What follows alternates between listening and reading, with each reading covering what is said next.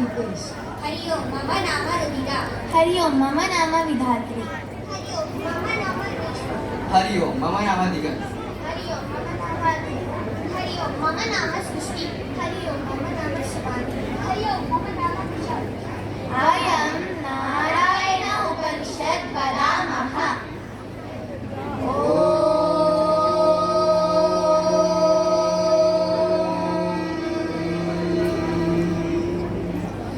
सहना भवतु सहनौ भुनक्तु सह वीर्यं करवावहै तेजस्विनावधीतमस्तु मा विद्विषावहै।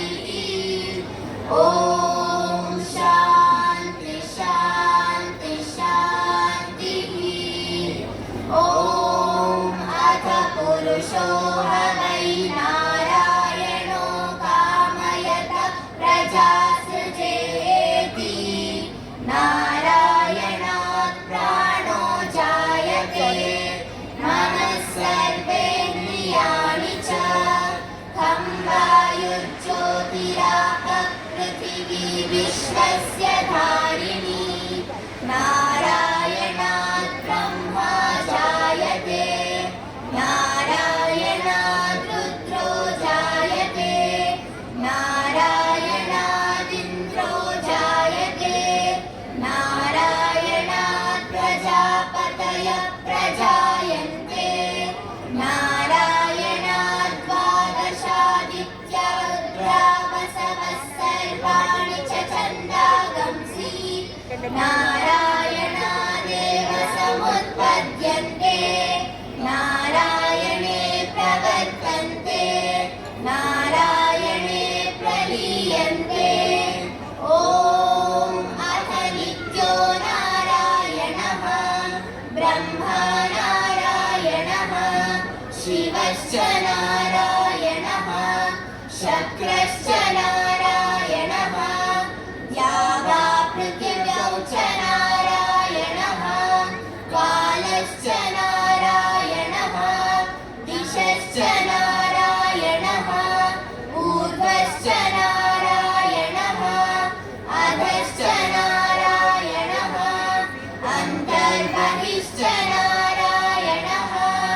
नारायण एवेदकं सर्वं यद्भूतं यच्च भव्यम्। निष्कलो निरञ्जनो निर्विकल्पो निराख्यातः शुद्धो देव एको नारायणः। न द्वितीयोऽस्ति कश्चित् य एवं वेद स विष्णुरेव भवति स विष्णुरेव भवति। ॐ इत्यग्रे व्याहरेत् नम इति पश्चात् नारायणानेत्युपरिष्टात् ॐ इत्येकाक्षरम् नम इति द्वे अक्षरे नारायणायेति पञ्चाक्षराणि। एतद्वै नारायणस्याष्टाक्षरं पदम्। यो ह वै नारायणस्याष्टाक्षरं पदमध्येति अनपप्रवः सर्वमायुरेति। विन्दते प्राजापत्यगं रायस्पोषं गौपत्यम्। ततो मृतत्वमश्नुते ततो मृतत्वमश्नुत इति।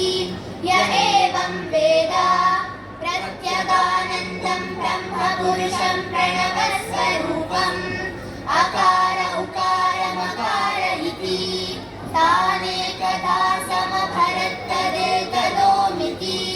यमुक्त्वा मुच्यते योगी जन्म संसारबन्धनात्। ॐ नमो नारायणायेति मन्त्रोपासकः वैकुण्ठभुवनलोकं गमिष्यति। तदिदं परं पुण्डरीकं विज्ञानघनम्। तस्मात् तदिदावन्मात्रम् ब्रह्मण्यो देवकी पुत्रो ब्रह्मण्यो मधुसूदनो सर्वभूतस्तमेकं नारायणम् कारणरूपमकार परब्रह्मो।